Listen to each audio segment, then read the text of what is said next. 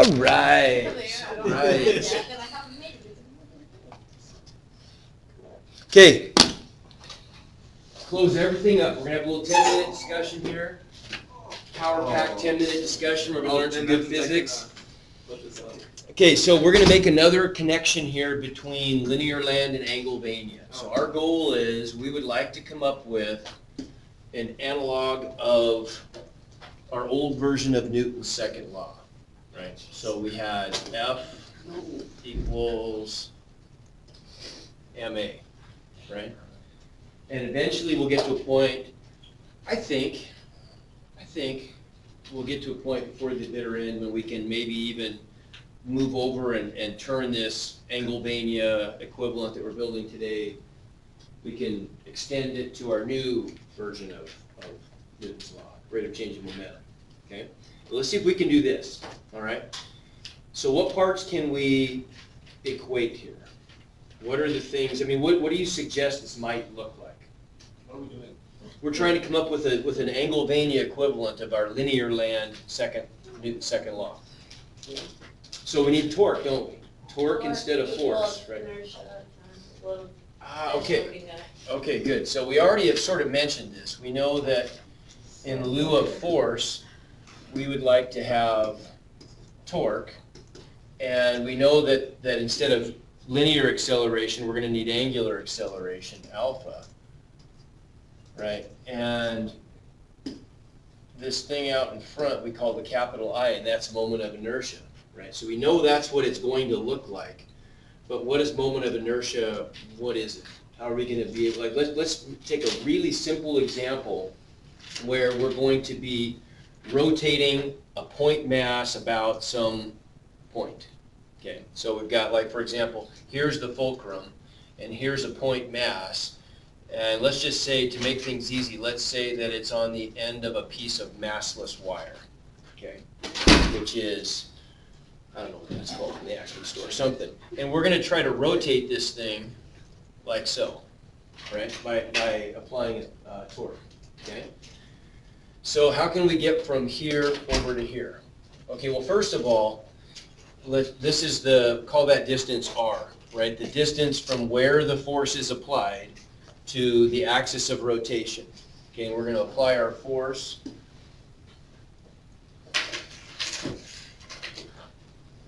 perpendicularly, right? So that's a right angle. Okay, so what is torque then? Based on that picture, what would our torque be? RF cosine theta, good. And theta is 90, right? So we know it's just going to be R times F, right? Which is okay because we also talked about torque as being force times effective lever arm. And that's just the horizontal distance between the line of force and the fulcrum, right? But this is already horizontal, right? So we know that R is the minimum distance. That is the effective lever arm if our force is perpendicular to the lever, right? Okay, so we can say, we can go from... Travis McGee to the front office, please. Travis McGee to the front office, please. So one thing we got to do is we got to multiply both sides by R in order to turn this into torque, right? Make sense? Okay. How is angular acceleration related to tangential acceleration? Do you remember? It's been a little while. What did we say about that?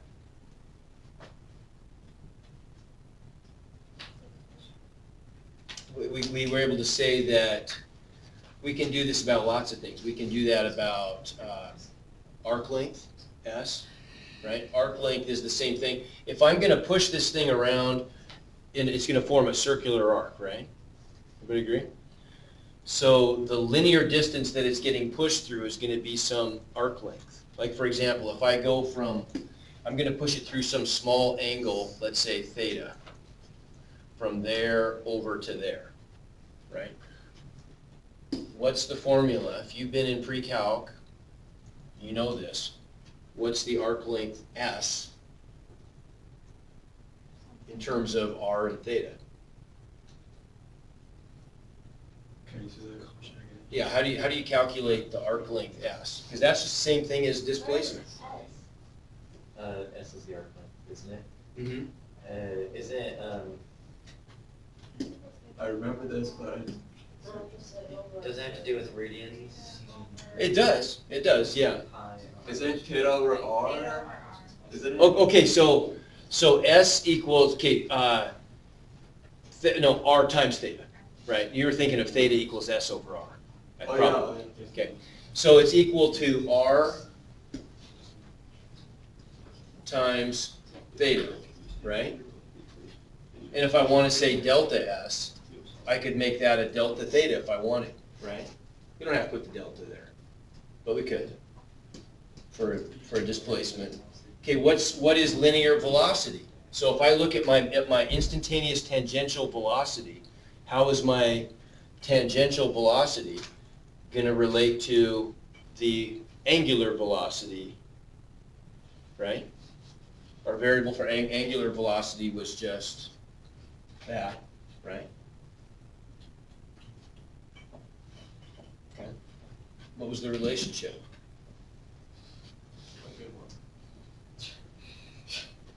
Think units. Well, what are the units of angular velocity? Radians per second. Well, it'd be probably radians per second, but radian is really a non-unit. We include it so we know that we're using radians instead of something dorky like degrees, right? But it really doesn't mean anything. It's not a unit in the sense that a meter is. It never shows up. A radian will never show up in any compound unit, right? It's just there. It's just kind of holding a place. So in terms of actual units, the degrees of angular velocity are just per seconds, right? Well, velocities in meters per second. So we need to multiply by a distance. What's the logical distance? Meters. R. R, yeah. What is, this is probably starting to look familiar. So what's tangential acceleration relative to angular acceleration? R alpha, right? Remember, that's how we always link our tangential linear land kinematic quantities to our angular kinematic quantities, right? So we could do that here also, couldn't we? We've got an A, so this equals R times M times R alpha, right? Okay, so if we group that stuff together, look what we get. Torque equals M R squared times alpha. So for this point particle, what do you suppose that the moment of inertia is? Mass times radius. Yeah, it's mr squared. It's mr squared. So moment of inertia, it doesn't just depend on mass, it depends on mass and position, right? And remember I did some dorky little, this demonstration, right?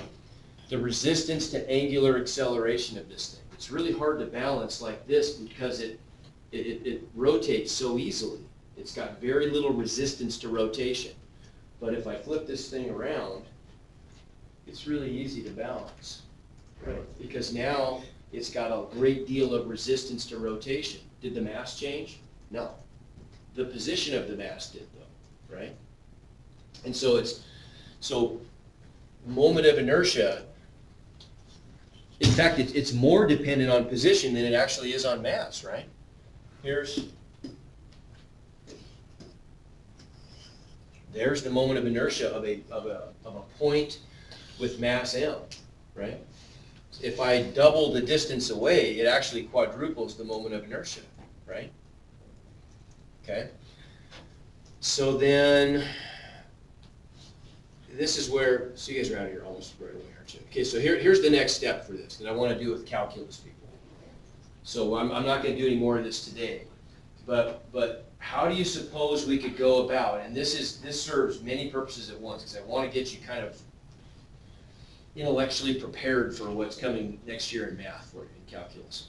So how could we come up with, let's say, the moment of inertia, do you suppose, of a macroscopic solid object, like let's say a solid sphere, or maybe it could be a thin disk, okay, or let's say we could have a hollow cylinder, right? how do you think I could come up with a way of calculating if I know that the contribution of the moment of inertia of a single point of mass m is equal to mr squared? In terms of calculus, and this is a big step, I just want you to ponder this. Can you think of a way that I could possibly come up with an overall formula for something like, let's just say, pick something simple like a thin disk? Okay. What do you think? Wouldn't that be rotating around an axis or something? Okay, right, so we're going to have to add up the contributions of all the individual particles when we rotate them, right? The easiest thing to pick would be like a hoop. Maybe we could start with a hoop. Like if I wanted to come up with, here's going to be my hoop. Well, here's my hoop. Good luck. All right. Good luck. See you guys. Good luck. Aren't you going? No, tomorrow. Oh, you're not going today, are you? Okay. Okay, so here's our hoop, and it's centered about this point right here. Okay, how many particles are in that hoop? Even if it's a thin hoop? Even if it's one-dimensional, let's say, it doesn't look very one-dimensional, but pretend it is, right? Pretend that's a really thin hoop. Even if it's only one particle, or it's got no width to this thing at all, it still would have, which you can't do, there's no such thing as a one-dimensional object, right? But even if it were, you could still fit an infinite number of particles around the circumference, right? So this is where calculus comes in. How could we add up the contributions of all of those? Well, how do we add things up in calculus? Think about this. How do we add stuff up in calculus? That's integration, isn't it? Yeah, right. What have we done? And you guys, if you're in calculus currently, I mean, we've just scratched the surface of where you're going to go with this, right? With this integral calculus. You do a lot of differential calculus, but with integral calculus, what are we doing? We're just adding up areas under curves, right? Does that make sense? So that's the only, that's a summative process. We're adding up all this area under curves. Could we do something else similar to that? Could we add up the contributions of other things other than just areas under curves? Sure we could, because areas under curves, even if you think of it this way, areas under curves can be different things. Like if I'm talking about the area under some generic function, that's pretty boring. But if I pick the area under like let's say, a force versus displacement curve, right? We talked a little bit about that before. Even if the force is something that's some bizarre function, like maybe it's parabolic, maybe it's doing something like that, and we want to go from x equals 1 out to x equals 3 meters of displacement, and this is what the force does throughout that. It changes as the displacement changes, as the position changes. As we move through a displacement, the magnitude of the force might change non-linearly. That happens in real life. We're not equipped really to deal with that well at this point because we haven't really integrated calculus solidly into our physics yet, right? That's for the future, right? But if we were to do that, what would the area under this curve represent? Because that's all we're doing is adding up an area under a curve, right? What does that look like?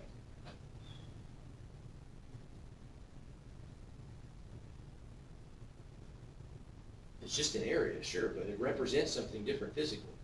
Like work, isn't it? Right. Because it's the combination of force times displacement. What would that look like in calculus? In calculus, that would look like work equals the integral of f of x times dx as x goes from, in this case, 1 to 3, but it could just be from A to B, right? See what I'm saying? Okay, we can do other crazy things with that too. We can do things like, one of the things you're going to do in the near future in calculus is you're going to say, what would happen if we took, it's hard to get a lot of traction with this stuff because we're covering a lot of ground. This would be taken in small steps. But what if you did something like this? What if we took, let's say, we have an area under a curve. Here's my curve F. And let's say we're going to take a thin slice of this. We're going to go from X up to, well, I'll even put numbers in. We're going to go from A up to B. And we're going to look at the region under the curve. Right? What would happen if I were to take that area and I were to do something three-dimensional with it? What if I were to rotate that about the x-axis? What would I create? Cylinder. Create kind of a cylinder, wouldn't it? Right? You see that? It'd be a little bit wider at this base than it would at that base, but if I carve something out of space by rotating that, I'm creating a three-dimensional object. Right? Okay, how in the world could I add up the volume of that three-dimensional, like a coaster, I guess it would be. If I make it and then I turn it sideways on a table, it could be a coaster for a glass or something. Who knows, right? How could I add up that volume? And once again, I just want to get you used to the idea of summing things. What's the formula of volume for a cylinder again? You can get it in. That's a pi h r, pi h. Well, we don't even need to worry about the specific formulas for now, because we're a long ways from actually applying this. But just think of it in terms of just what would I be adding up? How would I add up an area under a curve? What do you really do when you add up an area under a curve? We know how to apply the fundamental theorem of calculus, right? We know that if I want to add up the area under F from A to B, we know what that looks like. The area is the integral of f of x dx from A to B, right? Okay? But what are we summing up there? What if I just took one little piece of this? What if I just took this part, f of x times dx? What is that? If I pick a certain value of x, let's make the value of x right there, for example. Because x is going to go from A to B, right? If I take one little value of x, f of x is giving me a height, isn't it? Because here's the point, x, f of x, right? Okay, what is dx? Well, that's actually a width. Dx is it's like I'm multiplying the height f of x times the vanishingly small width. It's approaching 0, but dx is going to be the width of a little tiny rectangle. That ought to look familiar, sound familiar to people in calculus, right?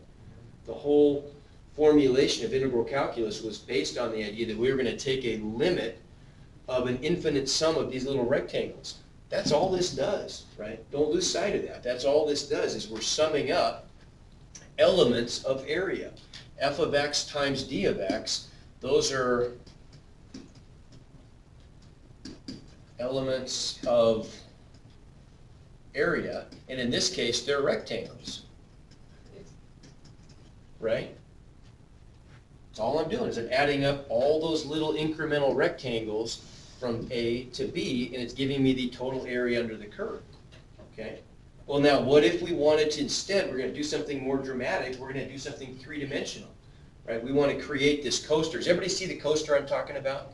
If I took this blue area and I were to rotate it, around, so it's going to look like, it's a pretty bad picture, but like there's the top of it, and there's going to be the bottom of it, right? And so, like here's the top part. I'm going to erase this in a second. There's going to be the sides, like a coin. It would look like that, right? And I could take this thing out of there and turn it towards you. It would look like a circle. Then I flop it down, right? And it's a volume. It's a three-dimensional volume. Okay, let me undo all that stuff I just did. Okay, what if I want to create that volume? Instead of using a little rectangle, this time it's not just a rectangle, it's a rectangle that's being rotated around the x-axis. What's that little rectangle going to become? I mean, yeah, kind of a cylinder. Usually we call it, in calculus, we call it a disk. Yeah. because it's thin this way and it's got a big radius relatively, right? You see what I'm getting at though? So it would look like, so it's just going to end up looking like, when I rotate it around, it's just going to create this thin, right, this thin disc, like a coin. And then if I want to create the entire volume, instead of stacking up areas, I'm just going to stack up the coins, right? These thin little coins I'm going to stack up to create this coaster, right? Okay, why am I doing all this stuff? You'll get there, and this will be, I mean, this is fun stuff in calculus. You get to see this next year. How does this apply to physics, though? Okay, well, so if we're trying to add up moments, oh, what am I doing? We're trying to add up moments of inertia. What the heck? Where did my, there we go. Okay, so if I'm trying to add up the contributions of all these little particles, right, to find out what's going to be the overall resistance to rotation, not just of a point particle, but of like something like this, right? And here's the center that it's revolving around. I'm going to have to sum up increments of, not area. I'm not going to add up elements of area or elements of volume. I'm going to add up elements of inertia, moments of inertia. I'm going to add those up for each of the individual particles in this object, right? You don't really yet have the tools to do that. I mean, Stan, you do, you've been through the class, but you guys are going to be there next year. Next year you will. That's going to be one of the extensions that you'll take with the calculus that we're developing now, is you're going to extend that to being able to, to add up things other than just areas under curves. But you need practice with the nuts and bolts, and that's what we're doing essentially. It's getting some practice dealing with the process of integration. But here is where it starts to get really interesting in calculus, is when you can do things like this, right? And we come up with a bunch of formulas. What you find when you do this is, where is my quotes? And this is where I'll leave it for today, right here.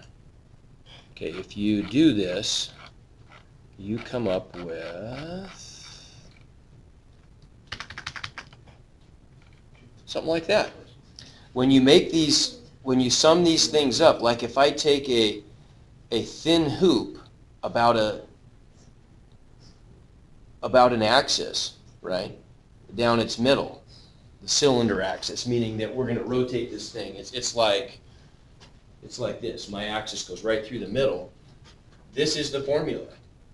The macroscopic moment of inertia of this whole thing, if the capital M is the mass of the whole hoop and the radius is the radius of the hoop, then it equals the total mass times r squared.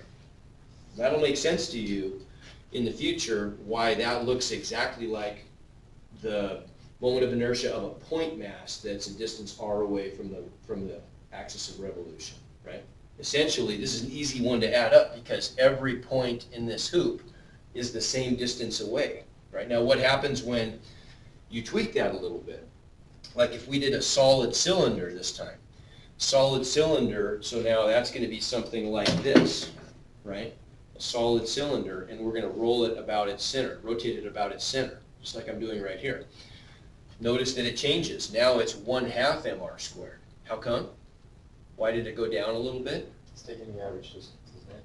Yeah, because I mean, look where the mass is distributed. Not all of the mass is going to be at the edge of the hoop this time, right? There's some mass that's closer in, and the mass that's closer in is going to contribute less to the moment of inertia, right? Because remember that the moment of inertia of each particle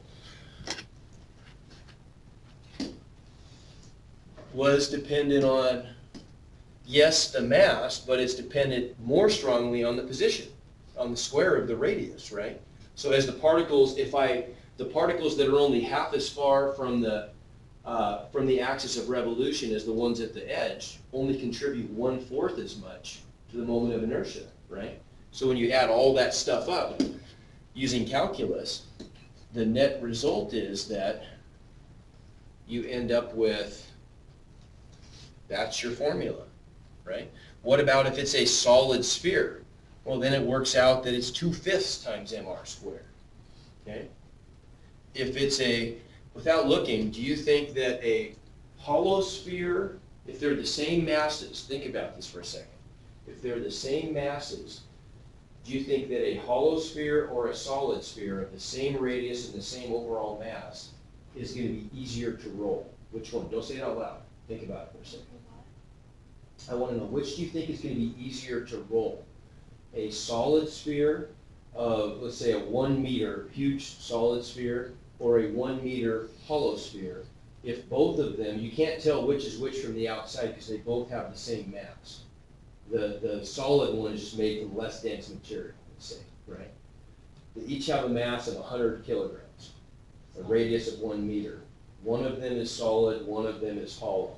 You can't tell from the outside, but you probably could do a pretty easy experiment just in this room and immediately tell which one is which. Which one would be easier to roll, do you think? Solid. The solid one. How come? You're right. Because the mass in the outside of the hollow contributes more to the Yeah. inertia than Exactly, yeah, because all the mass in the hollow one is 1 meter away from the axis of rotation. Well, not all of it, I guess, actually.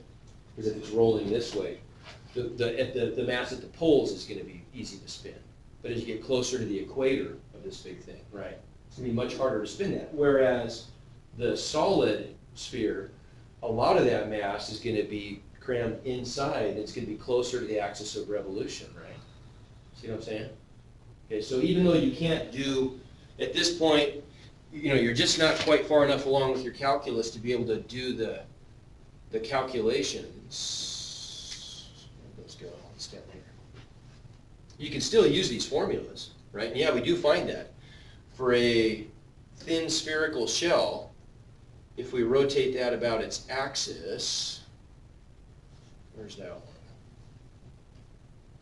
It's just right next to it, isn't it?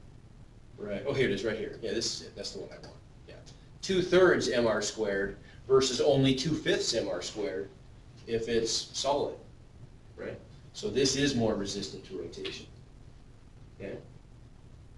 Make sense? Okay? All right, that's it for today. Just that weird connection between rotational mass and linear land mass is kind of bizarre to think about at first. Yes, sir. Yeah. Okay, good. Okay. Yeah. So. I wasn't really I don't know. I gotta get out of here. Okay. See you tomorrow. All right.